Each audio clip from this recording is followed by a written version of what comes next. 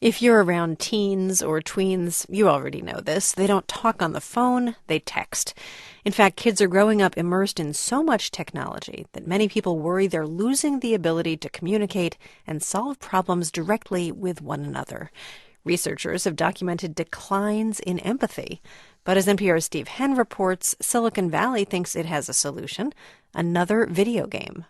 More than 30 years ago, Trip Hawkins left Apple Computer and founded Electronic Arts. You know, the company behind EA Sports. But the man who helped make Madden football into a cultural icon, whose former company encourages gamers to spend hundreds of millions of hours pretending to play sports instead of actually playing them, that guy has a new vision for games. Trip Hawkins wants to teach. Yes, absolutely. In fact, we're trying to figure out how to use a business model like what I did previously with EA Sports. Basically, Hawkins brings game designers together with experts in a field. In the case of sports, it was athletes and statisticians. Now Hawkins is bringing counselors into the mix. He wants to give those counselors a lot of information about what kids are doing in the games they play.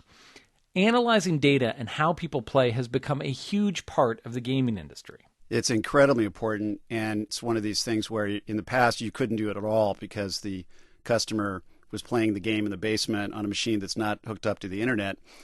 Once you bring the internet into the equation, you get these metrics on every little twist and turn, and then it's much, much easier to figure out what your problem is and how to improve the product. For game designers, data analysis has become an incredibly powerful tool. And it makes perfect sense to apply that same methodology to other new markets where there are big opportunities, like education. Or social development. Hawkins thinks a well-designed video game could teach kids empathy, could help them learn to listen to each other and control negative emotions. Hawkins believes a gadget could teach children basic skills that will help them get along better with each other and adults out in the real world. I am concerned. Catherine Steiner Adair is a clinical psychologist at Harvard and the author of The Big Disconnect: Protecting Childhood and Family Relationships in the Digital Age. Nothing, no new app, no new game can replace the old truth, I think, that children thrive and families thrive in the context of healthy, real life relationships. Nonetheless, Trip Hawkins has formed a company, gathered experts in social development and learning together, and now they're creating a new game called If. The game's not finished yet, but this week I got a chance to play the beta version with my own kids. It actually is called If? It is called If. Oh, really? I didn't know that. Okay, who gets to play first? Can I please play first?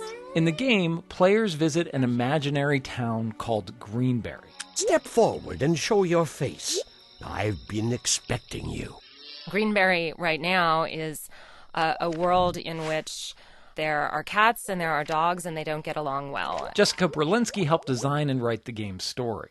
So they don't get along in Greenberry, and part of the challenge is figuring out why and then working to heal that. Berlinski is the chief learning officer and co-founder of If You Can, the company making this game. We want to build kids that not only navigate academic challenges and failures, but interpersonal ones.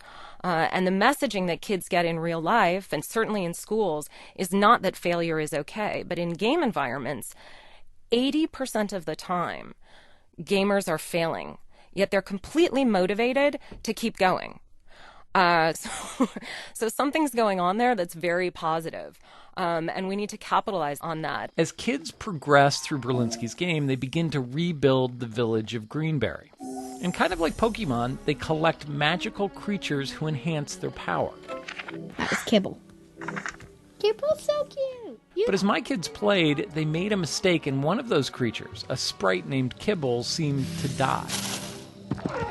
And then this game did something totally different. It helped my kids work through that virtual loss. And clinical psychologist Catherine Steiner Adair says, when played in moderation, a game like this might not be so bad. I am cautious, but I'm also guardedly optimistic that there could be some kind of computer game that could strengthen children's social and emotional intelligence. But building a kind of virtual counseling session into a video game is a tough trick. And as Trip Hawkins admits, no one's going to play. if the game's not fun. Steve Henn, NPR News, Silicon Valley. Our tech team is focusing on gaming all week, and we've launched a new blog. It's nprplays.tumblr.com.